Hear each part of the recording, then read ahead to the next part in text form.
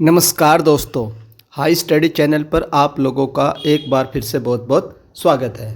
तो एक नई रिक्रूटमेंट आई है। ये जो रिक्रूटमेंट आई है ये आई है आप लोगों की केंद्रीय माध्यमिक शिक्षा बोर्ड, यानी कि जो सीबीएसई होता है, जो आप लोगों का 10th का और 12th का अलग से बोर्ड होता है एक सीबीएसई, उसके अंडर में ये रिक्रूटमेंट आई है। और बात करें क्या सर ये गवर्नमेंट रिक्रूटमेंट, तो बिल्कुल मिनिस्ट्री ऑफ एजुकेशन, तो एजुकेशन मिनिस्ट्री के अंडर में आता है। बस ये एक ऑटोनोमस संगठन है, तो ये प्योरली गवर्नमेंट जॉब है। तो इसमें क्या एलिजिबिलिटी रहेगी, क्या पोस्ट है, कितने पद हैं, कौन कौन इसका फॉर्म भर सकता है, फॉर्म भरना कब से शुरू होगा, डिटेल में आप लोगों को इसकी जानकारी मिलने वाली है। तो चलिए देख लेते हैं। Online application are invited for direct recruitment. ये डायरेक्ट रिक्रूटमेंट है, कोई प्रमोशन कोटेड के आधार पर नहीं है, डायरेक्ट सीधी भर्ती है जो आप लोगों के एग्ज़ाम के थ्रू होगी। और ऑल इंडिया कॉम्पिटिटिव एग्जामिनेशन, यानी ऑल इंडिया से आप लोग कहीं से भी बिलोंग करते हैं तो आप लोग इसका फॉर्म भर सकते हैं। और फॉर्म की क्या एलिजिबिलिटी है वो मैं एक्सप्लेन करूँगा। सबसे पहले आप लोग जानिए कि इसमें जो आपकी पोस्ट है वो दो टाइप की पोस्ट है। एक पोस्ट आप लोगों की ग्रुप बी की है और एक आपकी ग्रुप सी की है। ग्रुप बी वाली का जो डिटेल है वो है आप लोगों की सुपर इंटेंडेंट, पे लेवल 6 में आती है। दूसरी आप लोगों की जूनियर असिस्टेंट की है, ये लेवल 2 की आती है। उसके बाद ये मैक्सिमम एज है 30 दे रखी है आप लोगों की। सुपर इंटेंडेंट की मैक्सिमम एज 30 होनी चाहिए। कब से काउंट करेंगे वो एक्सप्लेन करूँगा। और जो आप लोगों की जूनियर असिस्टेंट की वो 27 होनी चाहिए। ये कैटेगरी वाइज वैकेंसी का डिस्ट्रीब्यूशन है। टोटल वैकेंसी 142 है सुपर इंटेंडेंट की, और जूनियर असिस्टेंट की टोटल वैकेंसी 70 है। तो कुल मिलाकर जो वैकेंसी है इसमें 212 वैकेंसी है दोनों को मिला करके। क्या सर हम दोनों के लिए भर सकते हैं, वो भी एक्सप्लेन करूँगा। अभी आपका वो भी डाउट क्लियर होगा, तो वो मैं सारी आपको एक एक चीज़ एक्सप्लेन करूँगा। इसमें जो है नेशनलिटी आप लोगों की इंडियन होना चाहिए, central board of secondary education. उसके बाद डेट्स देख लेते हैं कि कब से आप लोग इसका फॉर्म भर पाएंगे। तो ऑनलाइन रजिस्ट्रेशन स्टार्ट हो चुके हैं आप लोगों के 1 तारीख से लेकर के 31 जनवरी 2025 तक। In case due to administrative reason the last date of the application has to be extended, the crucial date for determining the eligibility shall remain the same 31 जनवरी 2025। तो जो क्रूशल डेट रखी गई है वो रखी गई है 31 जनवरी 2025 तक। इस डेट तक आपकी एज 30 होनी चाहिए सुपर इंटेंडेंट के लिए, 27 होनी चाहिए जूनियर असिस्टेंट के लिए। तो एज का डाउट आप लोगों का क्लियर हो चुका होगा। इन केस अगर आप लोगों की लास्ट डेट बढ़ती है 31 से बढ़कर मान लो अगर 15 फरवरी भी हो जाती है, तो भी आपकी जो एज काउंट की जाएगी वो 31 जनवरी 2025 को ही काउंट की जाएगी। तो बाकी तो आप लोग जानते ही हैं कि जो रिजर्वेशन दिया जाता है एज रिलैक्सेशन, तो वो SC ST OBC non creamy layer को दिया जाता है as per the government of India rules and guidelines. तो वो उसके हिसाब से ही इसमें वैलिड रहेगा। उसके बाद नेक्स्ट है a person seeking appointment on the basis of reservation. जो OBC नॉन क्रीमी लेयर वाले कैंडिडेट्स हैं जिनकी जो कास्ट है वो सेंट्रल लिस्ट में आती है, तो उनको जो सर्टिफिकेट देना होगा उस सर्टिफिकेट की जो पर्पज़ है वो आप लोगों का लास्ट डेट 31 जनवरी 2025 से पहले का होना चाहिए। तो ये भी क्लियर हो चुका होगा। बाकी जो SC ST वाले कैंडिडेट्स हैं तो उनका जो सर्टिफिकेट है वो वैलिड रहता है, ST वाले का, उसका ऐसी कोई डेट नहीं रहती है। उसके बाद एक्स सर्विसमैन एक्सप्लेनेशन। तो एक्स सर्विसमैन के अब बात कर लेते हैं एज के बारे में। तो जो रिलैक्सेशन है वो किस हिसाब से दिया जाता है। मिनिमम आपकी एज 18 होनी चाहिए और मैक्सिमम 30 होनी चाहिए। लेकिन अगर आप लोग SC ST से बिलोंग करते हैं तो 5 साल का एज रिलैक्सेशन दिया जाएगा। OBC नॉन क्रीमी लेयर को दिया जाएगा 3 साल का, और PWBD इनको दिया जाएगा 10 साल का। और बाकी आप लोग चेक कर सकते हैं। तो जो मेन है वो मैंने आपको एक्सप्लेन कर दिया है। वुमेन है तो वुमेन को इसमें एज रिलैक्सेशन दिया जा रहा है 10 साल का। तो इसका मतलब ये है वो डिपार्टमेंट कैंडिडेट्स जो हैं उनके लिए कोई भी रेस्ट्रिक्शन नहीं है, ये डिपार्टमेंटल के लिए। मैक्सिमम एज जो काउंट की जाएगी वो 31 जनवरी 2025 तक काउंट की जाएगी। Candidate should note that the date of birth as recorded in the class 10th matriculation secondary examination certificates या marksheet of the matriculation standard और equivalent issued by the will be valid. तो date of birth कौन सी consider की जाएगी जो भी आपकी 10th की मार्कशीट में होगी या 10th के सर्टिफिकेट में होगी। तो जो उसमें डेट ऑफ बर्थ मेंशन है वही काउंट की जाएगी। उसके बाद रिक्रूटमेंट रूल, क्या क्या रूल है देख लेते हैं। सबसे पहले बात करेंगे सुपर इंटेंडेंट की, ग्रुप बी की पोस्ट है। तो इसमें जो आप लोगों की एसेंशियल क्वालिफिकेशन है, bachelor degree from recognised university और इक्विवेलेंट, एक ये चीज़ होनी चाहिए। दूसरी, working knowledge of computer application such as window, MS office, handling of the large database और इंटरनेट। तो सिंपली कुछ नहीं मांगा गया है, आप लोगों के पास ग्रेजुएशन होनी चाहिए, बाकी कंप्यूटर की नॉलेज होनी चाहिए। आज के टाइम में हर कोई मोबाइल यूज़ करता है, तो इतनी नॉलेज, बेसिक नॉलेज सबको होती है। किसी भी तरह की कोई भी टाइपिंग की ज़रूरत नहीं है, यहाँ पे ज़रूरत पड़ेगी, लेकिन एज सच नहीं है कि 30 वर्ड पर मिनट होनी चाहिए या 25 वर्ड, कोई टाइपिंग रिक्वायरमेंट नहीं है। कोई स्पेसिफिक परसेंटेज का क्राइटेरिया नहीं है कि हमारे इतने प्रतिशत मार्क्स होने चाहिए ग्रेजुएशन में। कोई ग्रेजुएशन की डिग्री स्पेसिफाइड नहीं है कि सिर्फ बीटेक वाले हों, तो कोई भी हो, BA, BSc, BCom, MCom, BCA, MCA, BTech, MTech. तो सिंपल, अगर आप लोगों ने ग्रेजुएशन कर रखी है, कोई भी परसेंटेज का क्राइटेरिया नहीं है, तो आप लोग सुपर इंटेंडेंट के लिए एलिजिबल है। बहुत बढ़िया पोस्ट है, आप लोग इसको फिल करिए। और इसमें जो एज है आप लोग की 30 है। अब उसके बाद जो है इसमें नेक्स्ट है, इसमें जो आप लोगों का मेथड ऑफ रिक्रूटमेंट कैसे होगा। टायर 1 होगा, MCQ होगा जो पहला पेपर होगा, टायर 2 डिस्क्रिप्टिव होगा, मेन एग्जामिनेशन होगा। तो ये टायर 1 और टायर 2 के साथ साथ यहाँ पर इन्होंने क्लियरली मेंशन कर रखा है कि टाइपिंग भी चाहिए होगी। टाइपिंग स्पीड 35 वर्ड पर मिनट इन इंग्लिश, 30 वर्ड पर मिनट इन हिंदी। और जो की डिप्रेशन रहेगा वो रहेगा आप लोग का 10,500, और जो आप लोग का हिंदी में रहता है 9,000 की डिप्रेशन पर आवर। और 5 के डिप्रेशन को एक वर्ड काउंट किया जाता है, वो तो जो टाइपिंग का बेसिक रूल रहता है वो मैं आपको एक्सप्लेन कर दूंगा। तो ये है इसकी आप लोगों की एलिजिबिलिटी। फिर से एक्सप्लेन कर देता हूँ, सिंपल ग्रेजुएशन और ये कंप्यूटर की नॉलेज। उसके बाद आप लोगों का पहला पेपर होगा MCQ वाला, उसका क्या पैटर्न रहेगा वो भी देखेंगे।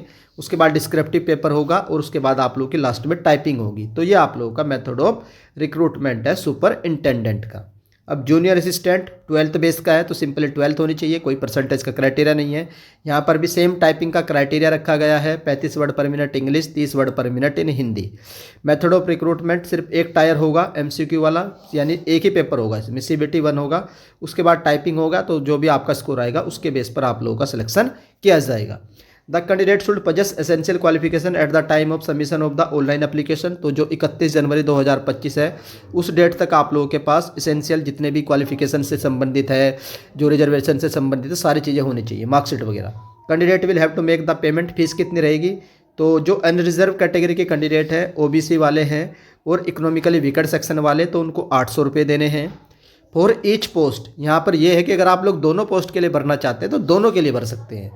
और जो SC ST और जो फीमेल कैंडिडेट है, वुमेन है, तो इनको कोई भी फीस नहीं देनी है। तो जितने भी गर्ल्स हैं वो आप लोग सारे इस फॉर्म को भरिए, दोनों फॉर्म भरिए, ग्रेजुएशन वाला भी और उसके बाद आप लोगों का 12th बेस वाला भी। Application without prescribe fee will not be entertain and समरली rejected. तो अगर आप लोग फीस को पेमेंट नहीं करेंगे तो आपका एप्लीकेशन फॉर्म रिजेक्ट हो जाएगा। Please note that fees submitted by any other mode like money order. तो सिर्फ ऑनलाइन आपको पेमेंट करनी है। उसके बाद नेक्स्ट देख लेते हैं, मोड ऑफ द पेमेंट तो ऑनलाइन होगा, इसको एक्सप्लेन करने की जरूरत नहीं है। अब यहाँ पर आपको मिलेगा कि सर पैटर्न क्या रहेगा, किस हिसाब से पैटर्न रहेगा। तो सुपर इंटेंडेंट का पैटर्न मैं आपको बता चुका हूँ। देयर विल भी 2 टायर एग्जाम होगा, उसके बाद स्किल टेस्ट होगा जो क्वालिफाई नेचर का होगा, उसका सिलेक्शन में कोई भी मतलब नहीं रहने वाला है। Based on the marks on the objective MCQ type OMR based tyre 1 exam, the candidate in the ratio of 1/10 shall be allowed to appear in the tier 2 written and descriptive on the basis of performance in the tier 2 test and candidate will be called for skill test जो qualify nature का है 1/5। तो इसको मैं explain कर देता हूँ। पहले आप लोगों का ऑफलाइन पेपर होगा, OMR बेस्ड लिखा हुआ है, तो MCQ पेपर होगा ऑफलाइन बेस्ड, पहला पेपर होगा पेपर 1। इसको क्लियर करने के बाद 10 गुना कैंडिडेट को जो डिस्क्रिप्टिव पेपर है उसके लिए बुलाया जाएगा। 10 गुना कैंडिडेट, जितनी पोस्ट है मान लीजिए जैसे उसमें 100 पोस्ट है तो 1000 कैंडिडेट को मेंस के लिए बुलाया जाएगा। तो उसके बाद जब आप लोग मेंस को क्लियर कर लेंगे तो जो भी मान लो अगर मेंस 500 कैंडिडेट क्लियर करते हैं तो 500 गुना 5 तो 2500 कैंडिडेट को बुलाया जाएगा टाइपिंग के लिए। और टाइपिंग के बाद आप लोगों का फाइनल मेरिट बनाई जाएगी। मेरिट आप लोगों की किस बेस पर बनेगी वो इन्होंने मेंशन कर रखा है। तो मेरिट बनेगी आप लोगों की डिस्क्रिप्टिव। तो on the basis of performance in the tier 2 written test the candidate will be called for skill test ratio, the effect will be uploaded on the website. The scheme of the examination देख लेते हैं कि पूछा क्या क्या जाएगा। जो आप लोग का पेपर ऑफलाइन होगा। इसमें आप लोग का पार्ट 1 है, पार्ट 2 है, पार्ट 3 है, तो 3 पार्ट हो गए। तो टोटल जो पार्ट है इसमें पार्ट 5, हाँ पार्ट 5 में होगा आप लोग का पहला पेपर। पार्ट 1 में क्या रहेगा, तो इसमें आप लोगों का करंट अफेयर पूछा जाएगा, जनरल अवेयरनेस पूछी जाएगी 30 क्वेश्चन 90 मार्क्स के। पार्ट 2 में आप लोगों का रीजनिंग रहेगा, तो रीजनिंग इसमें आप लोगों के 30 क्वेश्चन पूछे जाएंगे 90 मार्क्स के। सेम उसी तरीके से आप लोग का मैथमेटिक्स पूछा जाएगा 30 क्वेश्चन 90 मार्क्स के। देन आप लोग का ज्योमेट्री भी है, स्टैटिक्स भी आएगा मैथ में। पार्ट 4 में आप लोग की जनरल हिंदी पूछी जाएगी, तो ये आप लोगों की 30 क्वेश्चन 90 मार्क्स के। और पार्ट 5 जो है इसमें आप लोग का कंप्यूटर पूछा जाएगा, basic computer software, working internet, basic networking, total 30 question 90 marks के। तो कुल मिलाकर के 150 क्वेश्चन रहेंगे 450 नंबर के।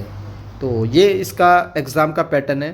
Tyre 1 consist of objective type MCQ, the question will be set in both in English. तो उसके बाद टायर 2 होगा, ये आप लोगों का OMR बेस होगा और ये आप लोगों का डिस्क्रिप्टिव होगा, जिसमें आप लोगों को करंट अफेयर का कोई एक टॉपिक दिया जाएगा। 10 क्वेश्चन रहेंगे, 30 नंबर के रहेंगे, नंबर ऑफ क्वेश्चन 4 रहेंगे और टोटल मार्क्स आप लोगों के 20 रहेंगे। टाइमिंग रहेगी 3 घंटा। तो वही आप लोगों का ऐसे वगैरह लिखना होगा इसमें। ये आप लोगों का टायर 2 है। उसके बाद इंडियन कल्चर, इससे भी आप लोगों का पूछा जाएगा इंडियन कल्चर, फिर आप लोगों का इंडियन इकोनॉमी, फिर आप लोगों का Indian geography, science and technology, और ये आप लोगों का कॉन्स्टिट्यूशन का है। तो टोटल जो है आप लोगों का टायर 2 है। ये इसमें जो क्वेश्चन पूछे जाए वो मैं बता देता हूँ। टायर 2 भी अच्छा खासा है, ऑब्जेक्टिव और डिस्क्रिप्टिव। तो नंबर ऑफ क्वेश्चन 10 और नंबर ऑफ क्वेश्चन 4। जो टोटल मार्क्स है आप लोगों के टायर 2 के डिस्क्रिप्टिव और MCQ को मिला करके ये 150 मार्क्स का होगा, ये आप लोगों का टायर 2। उसके बाद देख लेते हैं जूनियर असिस्टेंट का। तो इसमें भी आप लोग का टायर 1 होगा, ऑफलाइन होगा, ये भी पार्ट 5 में होगा। यहाँ पर आप लोगों के टोटल 100 क्वेश्चन रहेंगे 300 नंबर के। टाइमिंग रहेगी 2 घंटे की। Choice of the medium of the examination paper, तो ये आप लोग मीडियम ऑफ बाइलिंगुअल रहेगा। उसके बाद नेक्स्ट है इसमें expected level of knowledge for conducted exam. तो सुपर इंटेंडेंट के लिए 12th और ग्रेजुएशन, जो ग्रेजुएशन बेस पर होगा आप लोग का टायर 2। इतनी नॉलेज होनी चाहिए, जो भी है कि स्नातक कैंडिडेट्स होता है उसको होनी चाहिए। और जो 12th वाला होगा सिंपली जूनियर असिस्टेंट का। क्राइटेरिया फॉर सिलेक्शन, तो सिलेक्शन कैसे होगा।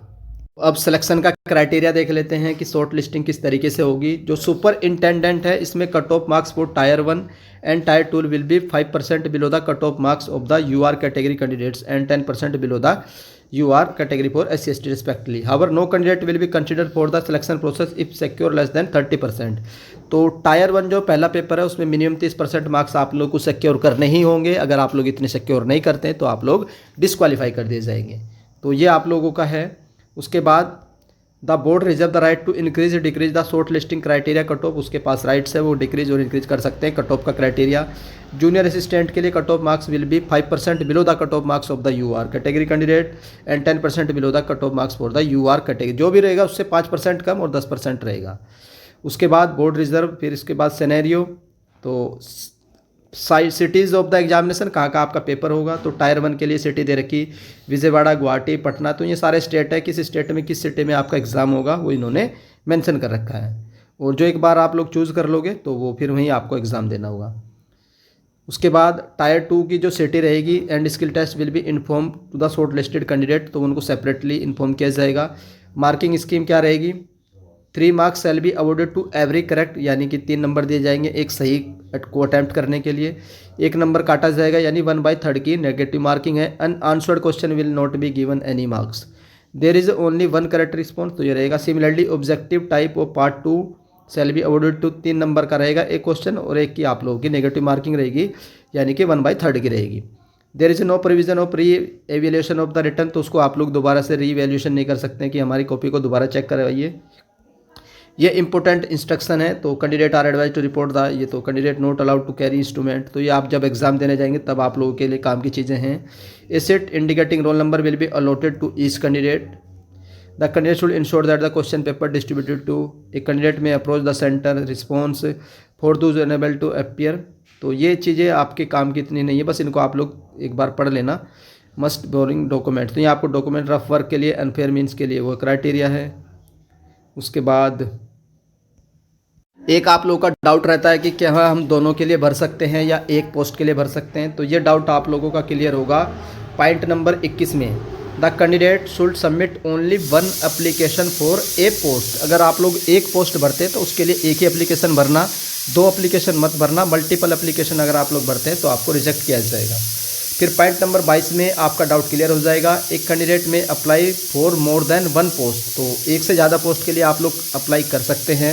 इफ़ सी या ही इज़ एलिजिबल, अगर आप लोग एलिजिबल है दोनों पोस्ट के लिए तो दोनों के लिए भर लीजिएगा। In such cases the candidate will have to pay the required fees separately, तो इस केस में आप लोगों को दोनों के लिए अलग से पेमेंट करनी पड़ेगी। तो 800 दोनों के लिए भरने पड़ेंगे अगर आप लोग दोनों के लिए अप्लाई करना चाहते हैं।